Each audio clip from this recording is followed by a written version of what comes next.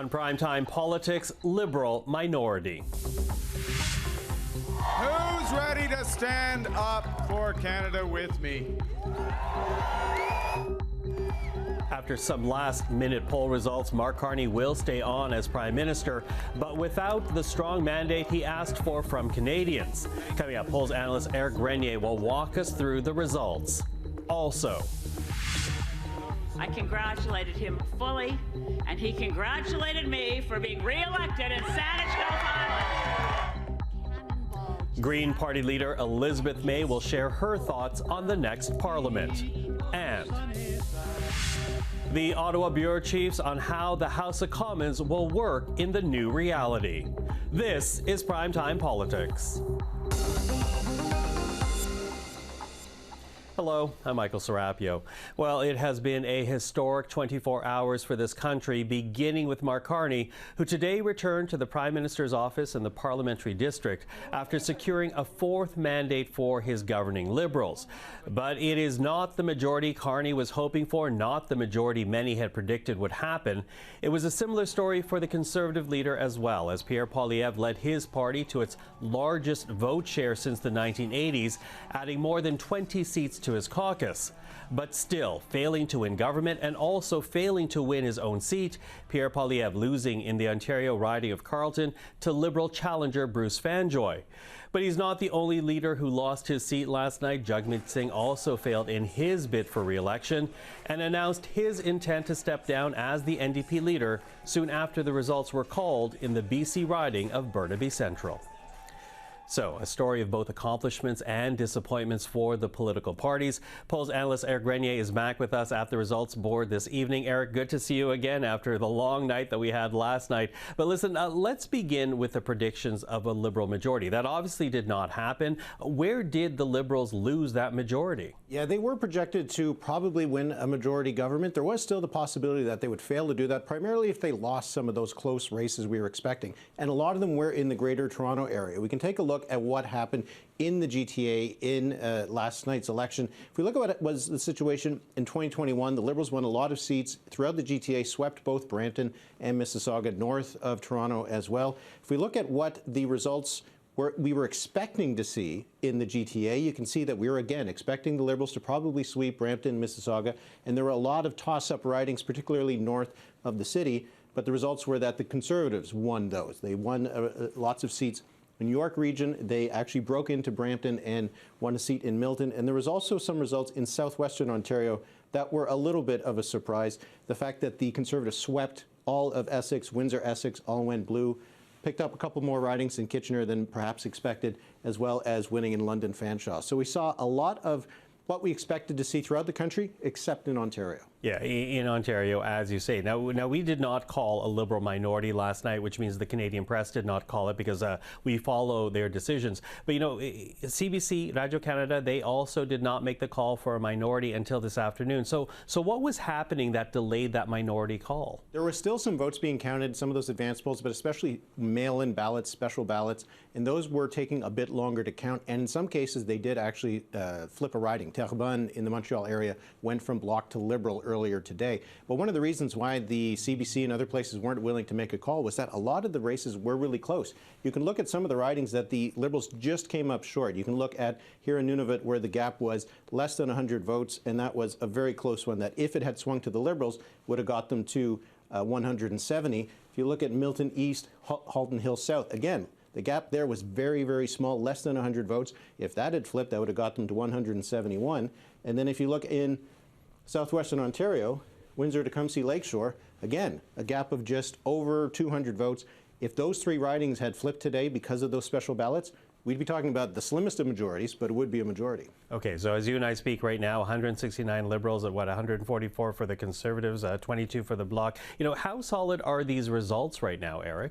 Well, we do seem to have pretty much everything that's left. There's still a few polls that are still being counted as we speak, but most of the ridings have been called, so we're not expecting anything else to switch. The only one that we're still keeping an eye on would be Pitt Meadows, Maple Ridge. There's still, I think, 7 polls left to count there, and while Mark Dalton of the Conservatives has a lead, it's not a huge lead, so we do have to wait to see what's going to happen in that riding. But aside from that, this looks like what we're going to get in the House of Commons when it returns. Yeah, not enough to flip a minority to majority. So Liberals coming back in government, but again, a minority government. I'm also wondering if you could dig a bit into the historic numbers for the Liberals and the Conservatives, because, they also tell a story. Yes, the Liberals are winning a minority government here, but historic numbers when you look at the top two. Yeah, historic numbers for both the Liberals, the Conservatives. We could throw the NDP there, but in the bad sense, the worst ever results for the New Democrats. For the Liberals, this is the highest share of the vote they've gotten since the 1980 election, so it's been a while. Mark Carney did better than Jean Chrétien ever did, then Paul Martin, then Justin Trudeau, but still wasn't able to get a majority government. And for the Conservatives, Stephen Harper's best result was 39.6% in 2011. The Conservatives are just under 42% of the vote this time. You haven't seen this much vote for the top two parties since 1958, and you haven't seen both parties get over 40% since 1930. So it just kind of shows you how much of a polarized race this was something we haven't seen for decades.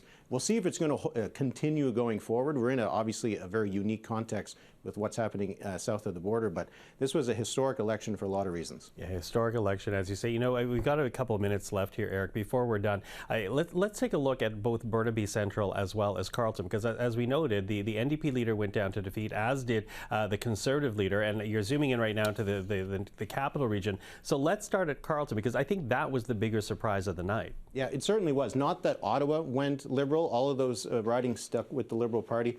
But Carleton, Bruce Franjoy was able to win, and by a pretty comfortable margin, 51% to 56% for Pierre Poilievre. There had been rumblings that it was possible, but really you had to see it to believe it, I think. And then when you go to what happened in the BC Lower Mainland with Jagmeet Singh, this was a pretty poor result for him. In third place with 18% of the vote, Wade Chang of the Liberals had 42%. So a disappointing night for both of those leaders for different reasons, but certainly we're going to have to wait and see what's going to happen with these leaderships for Pierre Poilievre and Jagmeet Singh. Yeah, absolutely. Jagmeet Singh saying that he will step down once an interim leader has happened, but with Pierre Poilievre, as you say, we don't know what this actually means, not only losing the election, but also losing his own seat. Listen, Eric, a big night last night. Of course, we could not have done it without you. You did a wonderful job. Thank you for doing that last evening. Thank you for joining us again this evening to walk us through the final numbers. Thanks. I get to take this home with me, right? We'll talk. Éric Grenier, thank you.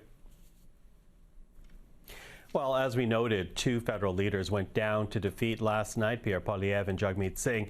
But one leader who came out victorious despite predictions of a possible loss was Elizabeth May.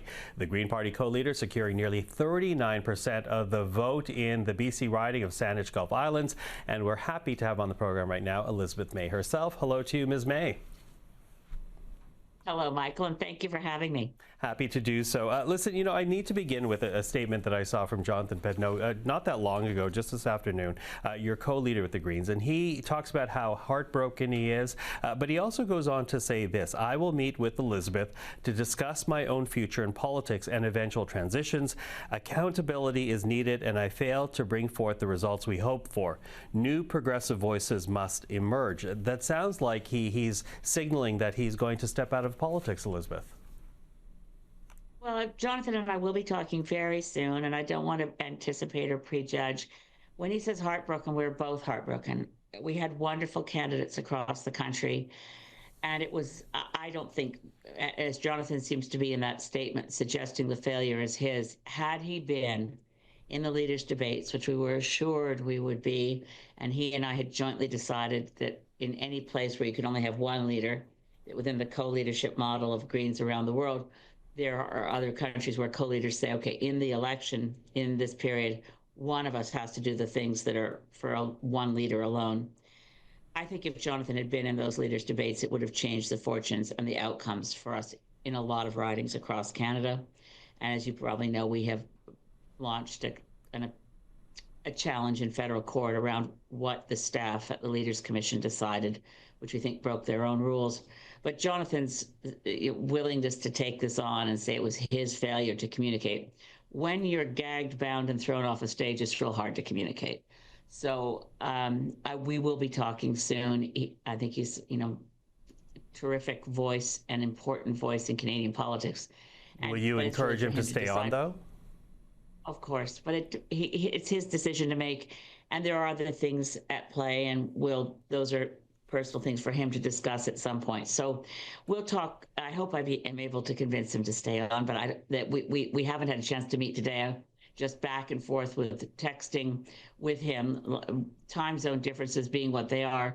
By the time I knew the results here, it was too late to be calling Montreal by the time, and we still don't know the results, by the way.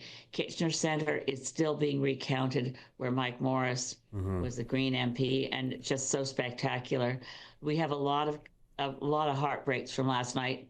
I never imagined in a million years that I'd be the only Green MP returning to Parliament. We were quite certain that there were multiples of Greens who would be going into Parliament, some returning and some for the first time. Can I jump in there, Elizabeth? That does remain hard. Yeah, hard. I just want to jump in because, as you say, you're going to be right now, depending what happens in Kitchener Centre, at this point, you're going to be the lone MP for the Green Party in the House of Commons. You know, what can you really accomplish with that one vote?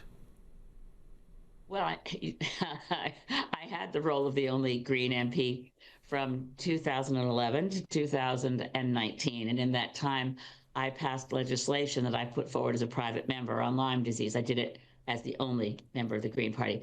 I amended legislation. I pushed back on things Stephen Harper was doing more effectively than parties that had many more MPs than me. So yeah, I know that role, and I know what one MP can do, and it's quite a lot. It doesn't mean that I expected to ever be in that position again. So, and it's a minority parliament, and we still don't know how the final numbers will settle. If it turns out that I'm in a position, which can happen, we just don't know the numbers. We may still find that Mark Carney, as Prime Minister in a minority government, needs to be in some form of an agreement with the Greens to keep the confidence of the House. These are things we don't know yet. So I may be in the most powerful position I've ever been in since I was first elected in 2011. We just don't know. So we'll see how that shakes down, though. But, you know, I wonder, can you work with this Liberal government, though? Because we've already heard Mark Carney talking about pipelines, not just for crude, but also for LNG. As a Green Party MP and the Green Party co-leader, can you actually work with this Liberal government?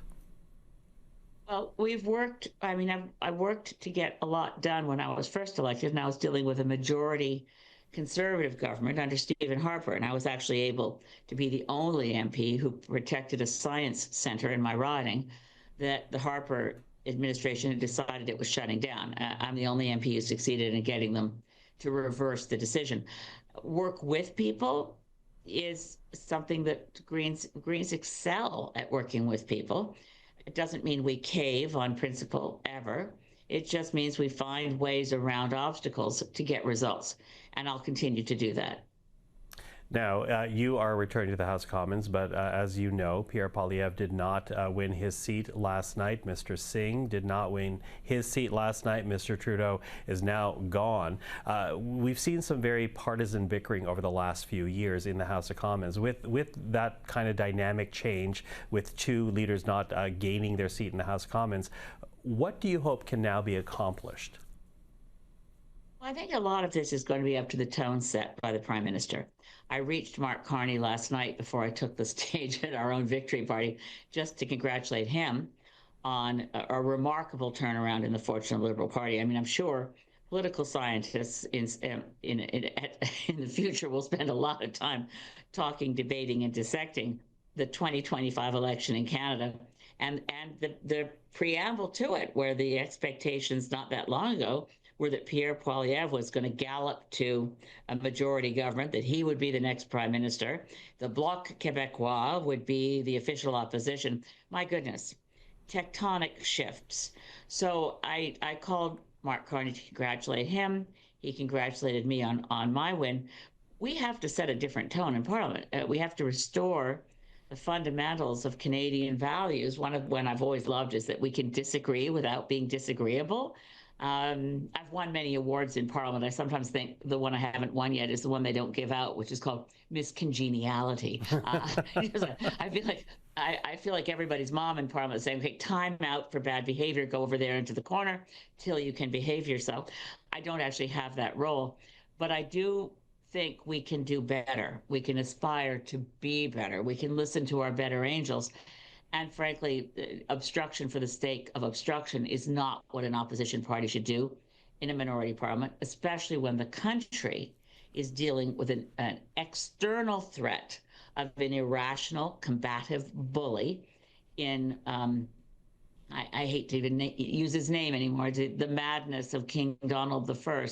We're dealing with something that requires that as Canadians, we be Team Canada together.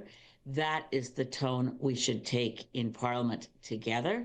And I'll do everything I can to make sure that our Parliament inspires Canadians to feel a sense of pride. For a while, we weren't feeling proud of being Canadians.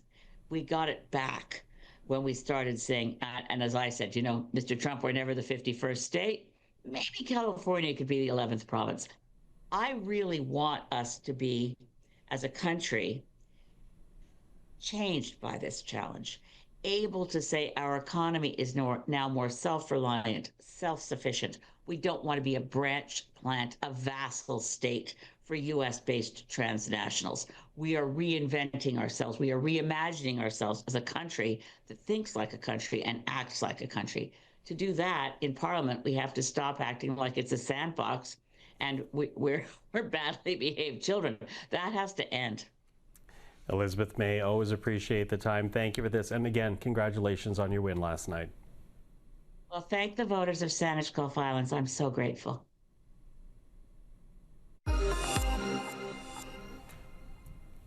Well, let's continue our discussion now of last night's results. Robert Fife is the Ottawa Bureau Chief for the Globe and Mail, Tonda MacCharles, the Ottawa Bureau Chief for the Toronto Star, and Joël-Denis Bellavance, the Ottawa Bureau Chief for LaPresse. Hello to the three of you. Hi there. Hi, Michael. Okay, so three bureau chiefs, great to have your perspective. What happened last night? Well, the Liberals did not expect what happened last night. They honestly thought they were going to win a majority government and perhaps a comfortable majority government. And that did not happen. And why did that not happen? Well, the collapse of the NDP vote, everybody was assuming was going to go to the Liberals, just like it did with the Bloc Québécois in Quebec to the Liberals. But clearly, a large number of the NDP voters who are, well, I guess, union and working class people went to the Conservatives. And you see the numbers, in particular in southwestern Ontario, where the Conservatives just racked up victory after victory. The same thing in that whole Brampton area, which was quite a surprise. And that's less a working class area, but a very ethnic area. And the Conservatives have done pretty well there, too.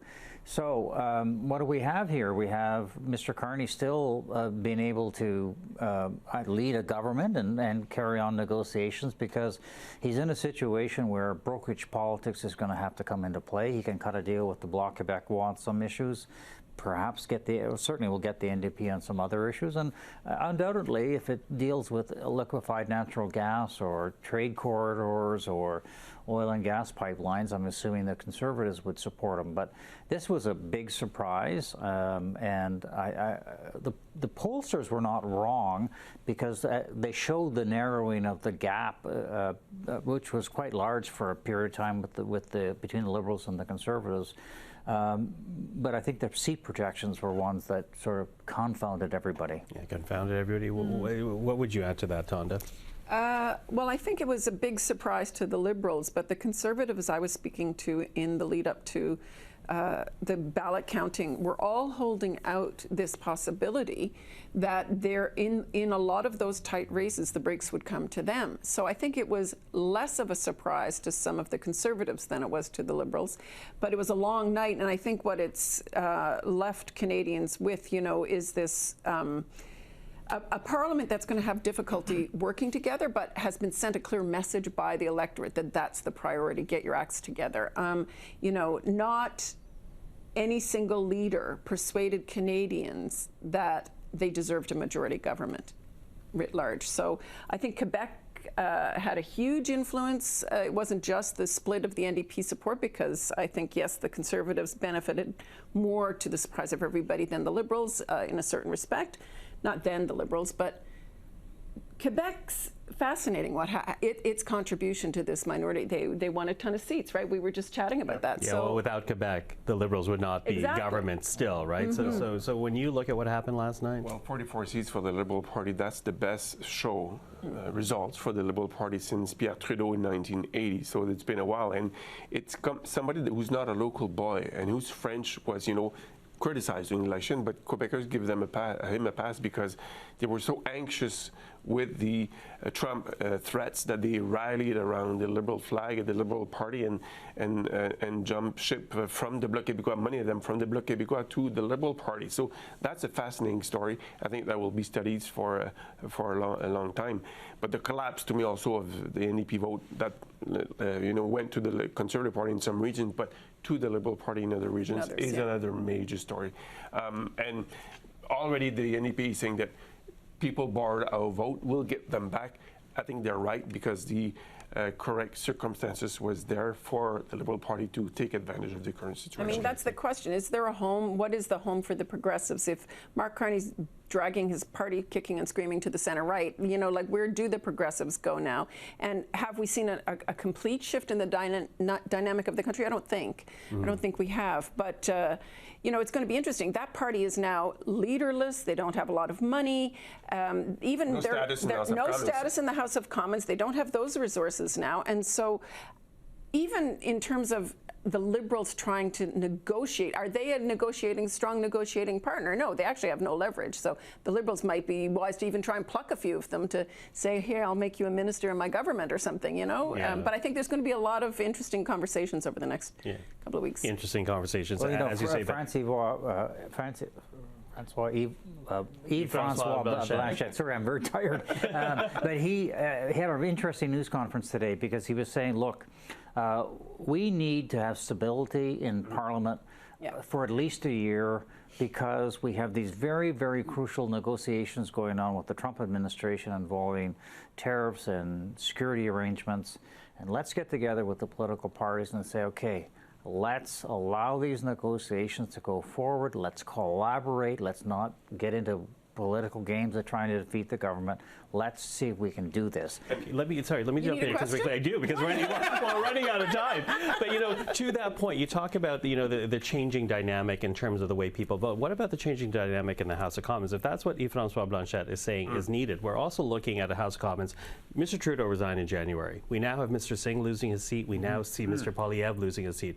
It's been such a toxic 2 years in the House of Commons. Now that leadership is wiped away, does the dynamic change in the House, do you think? Well, I'm not sure how much it's going to change because guess what? Pierre Poilievre will be there unless the party gets rid of him. He's going to undoubtedly get somebody to step aside, and there will probably be a by-election over the summer, and he'll be back in the House of Commons when in the fall. And this is a guy that has shown no inclination ever to compromise or cooperate with anybody. So I'm not sure that that's going to happen. But nonetheless, the challenge here for Mr. Carney, who has never ever been in Parliament and has never had to be in a situation like this, is to practice brokerage politics. Can he cut a deal with the Bloc Québécois on one issue, or the NDP on another issue, or even the Conservatives on another issue, to be able to stay alive for a year or 2 years before we head into yet another election campaign? I think he governs like he has a majority. He's got two weakened opposition parties up against him, and a Bloc Québécois leader who just offered him a truce and said, "I'll support you for a year. Just be nice on my Quebec issues." That's basically what he said. So I think that Carney would be wise to spend all whatever political capital he has right away to get the things done that he needs to do. And if that includes dragging his party to do the resource and energy sector developments he's promised, then now's the time, right? Don't operate like you have a majority. Joe Clark tried that and he lost. I mean, look, I've heard people say that today. So I'm just saying that it seems to me to be a consideration for them, and I wouldn't rule it out. I wouldn't rule out them moving quickly. He's made a big point of saying he's an action-oriented pragmatist, and let's face it, it'll be interesting to see. What's the makeup of his caucus too right now? I mean, there's a lot of the old Trudeau era Liberals as well, but there are some new faces. and some new faces who will help him implement that agenda. And we'll know very quickly if Mr. Carney is a good brokerage dealer. We'll have confident tests with a speech from the throne quickly, probably in end of May. A budget also that will be introduced, that will be a vote of confidence, and the supplementary spendings as well that have to be voted. So many tests on the table right away. So Mr. Carney, who's not a political operator of any sort, he's a technocrat more than anything else, will have a big test. But coming back to François Blanchet, if I may say quickly, I think he showed some maturity today, leadership maturity that I think will bode well for him in Quebec. That's the kind of language that Quebecers want to hear. No more fighting. We've got a crisis to deal with. Let's put the partisanship aside. And so he's already talking what Quebecers sent as a message to parliamentarians. Well, even the premiers were talking like that today, which was quite uplifting in a way of saying, look, election is over. Let's work together on interprovincial trade barriers, and let's work together to deal with Donald Trump. They're all making a virtue of necessity.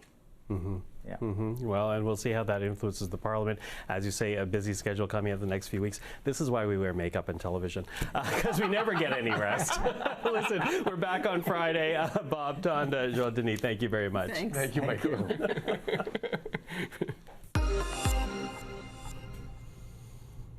Well, listen, before we go this evening, we also want to talk about the deadly car attack that claimed 11 lives Saturday night in Vancouver. The attack happened at a Filipino cultural festival, the youngest victim, a 5-year-old child. Questions have been raised about contacts the suspect had with police as well as mental health providers before the attack. And take a listen now to what we heard from the BC Premier David Eby today. I am committed, the provincial government's committed, my colleagues are committed to getting all of the answers for British Columbians about how this could possibly have happened, who this individual was, what happened in the time leading up to his horrific attack, and how we can move forward.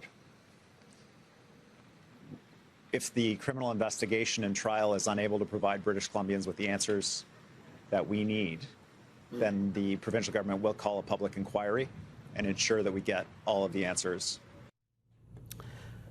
So the promise of a public inquiry pending results of a criminal investigation, we will continue to follow the story. Well, that is Primetime Politics for this Tuesday. I'm Michael Serapio. For everyone here at CPAC, thank you for watching. We'll see you again tomorrow evening. Until then, take care.